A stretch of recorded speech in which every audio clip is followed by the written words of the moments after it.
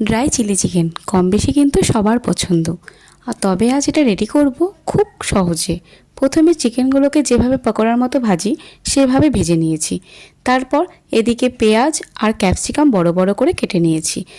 যে তেলে পকোড়া ভেজেছিলাম সেখান থেকে কিছুটা তেল তুলে নিয়ে সামান্য তেলের মধ্যে দিয়ে নেব ক্যাপসিকাম আর পেঁয়াজ। একটু ভাজা ভাজা হয়ে আসলে আদা রসুন অ্যাড করব। এদিকে soya sauce, tomato sauce add করে একটা লিকুইড পেস্ট তৈরি করব। এখানে 1 চামচের মতো সোয়া সস, 2 চামচের মতো টমেটো সস দিয়েছি। চিকেনগুলোকে অ্যাড করে সেমভাবে মাখিয়ে নেব ভালোভাবে।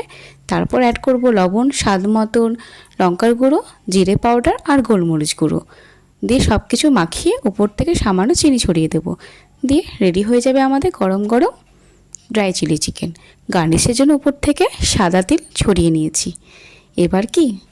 এবার হচ্ছে ড্রাই চিলি চিকেন গরম গরম খাওয়ার পালা। তোমরাও এভাবে একদিন রেডি করো। Thank you.